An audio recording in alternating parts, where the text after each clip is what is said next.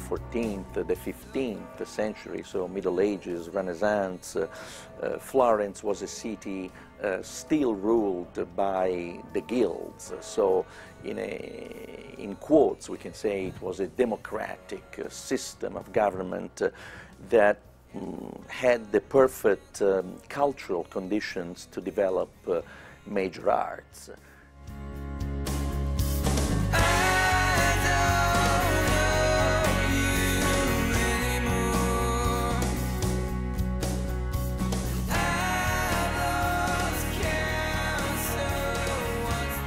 In the 15th century, there were families like the Medicis, the Strozzi, and many others who had a court filled with humanists, men of letters, poets, artists.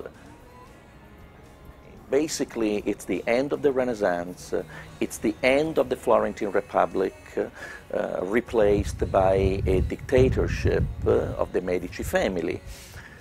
The cultural center switches to Rome.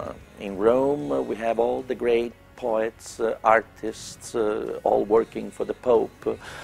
And the Medici Grand Dukes, because the Medicis had appointed themselves dukes and Grand Dukes of Tuscany, so they had established this dictatorship.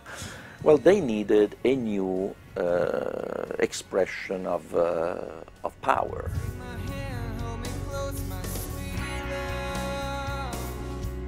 Basically, they gave a lot of importance to working precious and semi-precious stones.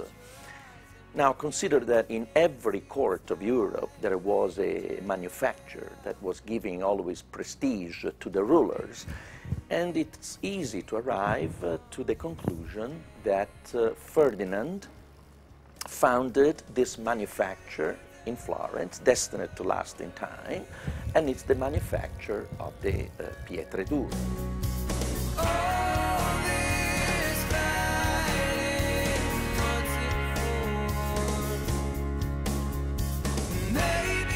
Consider how the Medici family had two popes, many cardinals, they had two queens of France. So easily we understand that these pieces, tables in mosaic or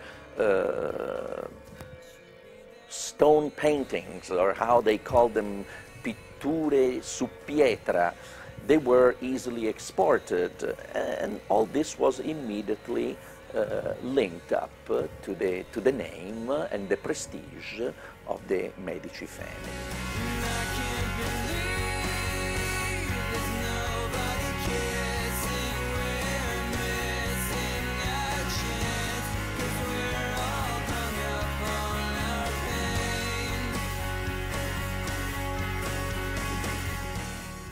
Arrived to the end of the 19th century when we have the beginning of the so-called Grand Tour of Europe. Especially a lot of important English people started to travel around Italy, and the mosaic became a prestigious item to buy, to bring back home as a perfect souvenir of a typical manufacture of a place.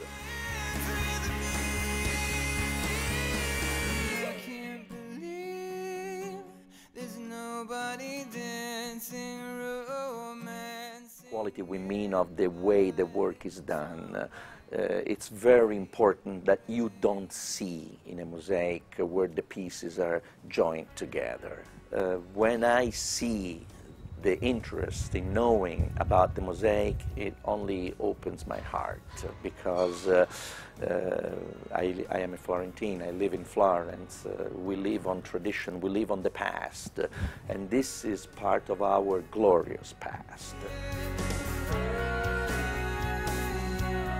It's really a tradition that goes from father to son.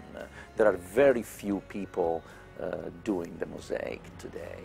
Unfortunately, it's really a truth, a sad truth, that it's an art that is probably soon going to die.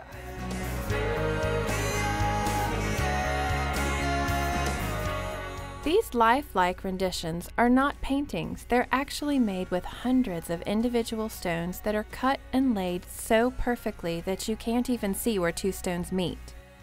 It's called Pietra Dura, and it's like painting with stones. Mauro begins each piece by drawing an image on paper. While other artists might then render their vision as an oil painting, Mauro skips this step and goes straight to selecting the stones to represent each stroke of the brush. Mauro has a diverse palette of stones from which to choose, from precious lapis lazuli to semi-precious jade, agate, onyx, chalcedony, and many more. He chooses each type of stone labeled in a system of drawers in his studio, and he also keeps a quarry nearby. He transfers the shape he desires onto the selected stone and cuts it by hand, using the same kind of bow-shaped saw that has been used since the time of the Medicis.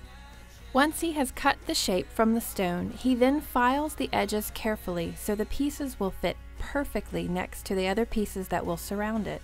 It is his precision and artistry at this step that make the final piece seem so much like a painting, because without the aid of a loupe, the eye is unable to distinguish the separations between stone and the colors that flow from one to another, just like a painting.